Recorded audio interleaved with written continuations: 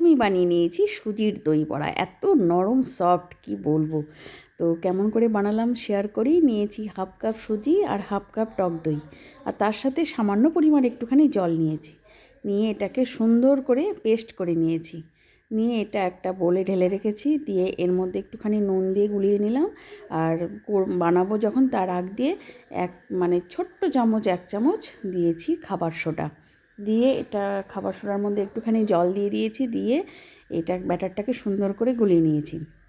এবার এই প্যানটার আমি হাই হিট করেছি। করে নিয়ে যখন খুব হিট হয়ে গেছে তখন তেলটা ব্রাশ করে একদম ধীরে করে দিয়ে হিটটাকে আমি এই ইয়ের মধ্যে দিয়ে দেব।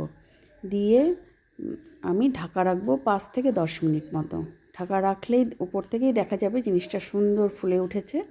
দিয়ে এটাকে উল্টে পাল্টে একটুখানি করে নেব, ভেজে নেব বড়াগুলোকে। নিয়ে এটাকে নামিয়ে রাখবো।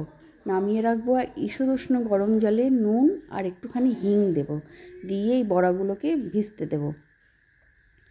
আর এইটাতে করা এত সহজ যে একবারে অনেকগুলো হয়ে যাচ্ছে, আবার এদিকে তেলটাও কম লাগছে, সময়টাও কম লাগছে আর কি, খুব একটা বেশি সময় লাগে না, চট করে হয়ে যায়।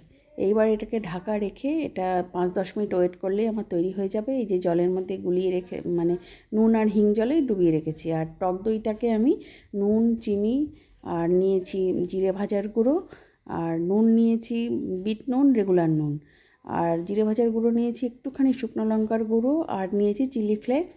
আর দিয়ে এটাকে সুন্দর করে ফেটিয়ে নিয়ে এর মধ্যে আমি বড়াগুলো ছেড়ে দেবো। জল থেকে চেপে চেপে তুলে বড়াগুলো দইয়ের মধ্যে দিয়ে এটাকে একটুখানি স্ট্যান্ডিং টাইম দেবার পর যখন সার্ভ করব, আর স্ট্যান্ডিং টাইমে আমি এটাকে একটুখানি ফ্রিজে রেখেছিলাম এই 5-10 মিনিট মতো, ঠান্ডা যাতে হয়, খুব ঠান্ডা না হোক। দিয়ে এর মধ্যে ঝুরি ভাজা আর ধনেপাতার কুচি আর তেঁতুলের চাটনি দিয়ে পরিবেশন করে